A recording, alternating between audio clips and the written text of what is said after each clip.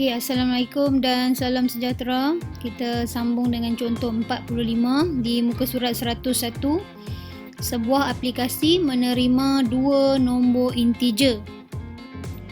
Maksudnya pengguna masukkan dua nombor integer dan memaparkan perbezaan dua nombor tersebut.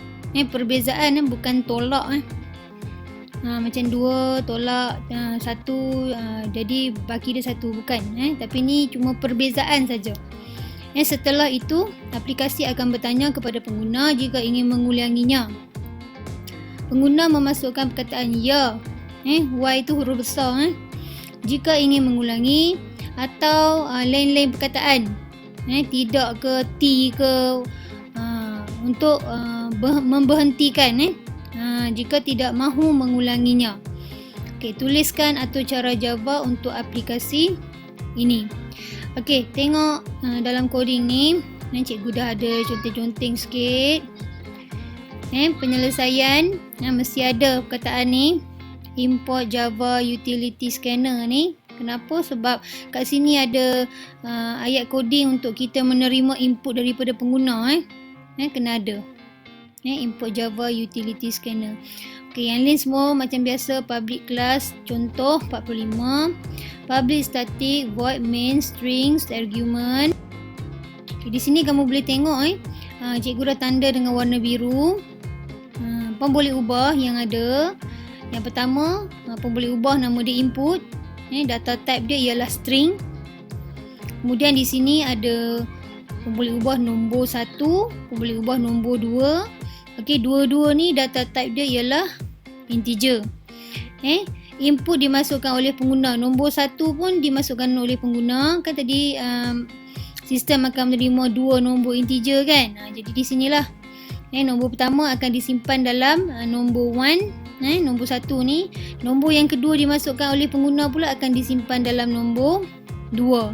Input ni pula, string input ni akan digunakan untuk bila pengguna masukkan perkataan ya ataupun lain-lain perkataan lah untuk berhenti atau tidak mengulangi struktur kawalan ulangan ni. Okey, sekarang kita ke do. Buat dulu. Okey, di sini cikgu dah ada tanda dengan kotak biru ni. Kamu boleh tengok nombor 1 sama dengan scanner integer, next integer. Okey, ini memang kena ada macam ni type-nya. Okey, kemudian nombor 2 scanner dot next integer. Okey, kemudian di sini cikgu ada tulis jugalah nombor 5 dengan nombor 7 ni. Sama macam dalam contoh output yang ada dalam buku teks kamu. Pengguna masukkan nombor 5, kemudian dia masukkan nombor 7. 5 kemudian nombor 7. Okey, di sini kamu akan nampak ada paparan system out print line, beza. Okey, beza antara dua nombor ni lah kan. Beza. Kemudian di sini ada method mathematic dot absolute, ABS. Kemudian di dalam dia ada dua pun boleh ubah lah. Nombor 2 tolak nombor 1. Okey, di dalam buku teks kamu ni, cikgu dah check dah. Kamu akan belajar math at absolute dan juga math at random. Ada nanti kita akan belajar dalam muka surat 103. Jadi kita tengok dulu untuk math.absolute ni. Seterusnya kita akan nampak ada paparan lagi satu, system out.println, type ya untuk teruskan. Jadi di sini maksudnya bila pengguna masukkan dua nombor, dia terus jalankan method ni, mathematic dot absolute. Dia nak dapatkan beza antara 5 dan 7. Bukan tolak tapi beza. Kemudian barulah keluar perkataan type ya untuk teruskan. Jadi ini akan berulang sehinggalah pengguna tak type ya. Okey, di sini input sama dengan scanner dot next. Pengguna masukkan ya. Bila dia nak teruskan lagi. Nak masukkan lagi nombor seterusnya. Dalam buku teks kamu ni nombor 5 dan nombor 9. Dimasukkan. Jadi bila dia nak ulang lagi sekali, dia kena type ya. Okey, bila tiba di while, dia akan semak syarat while. Contohnya bila pengguna masukkan perkataan ya tadi, YA huruf besar, Y huruf besar, disimpan ke dalam input. Bila tiba di syarat while, while akan semak sama ada sama atau tidak. Contohnya macam ni, pengguna type perkataan ya, Y huruf besar, kemudian perkataan ya ni akan disimpan dalam input.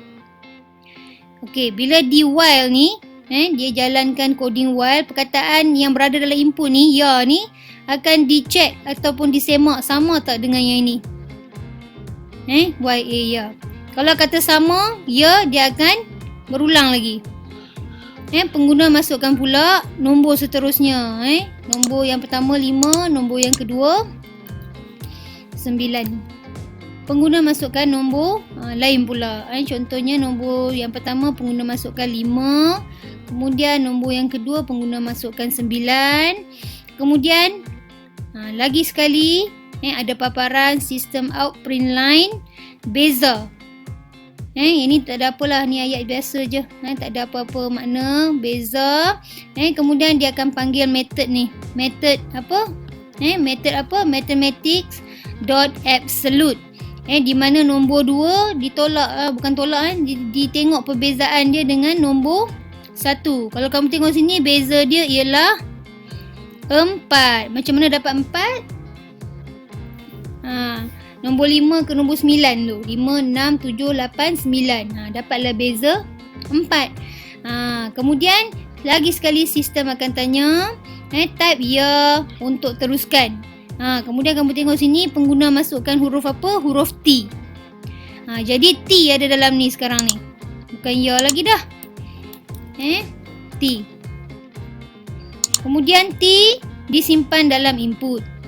Bila tiba di syarat while ni, dia akan cek. Adakah T sama dengan ya? Tidaklah kan? Tak samalah kan? Jadi dia akan stop. Struktur kawalan ini akan stop. Di sini cikgu ada buat sedikit penerangan ringkas. Apa yang berlaku apabila method mathematic.absolute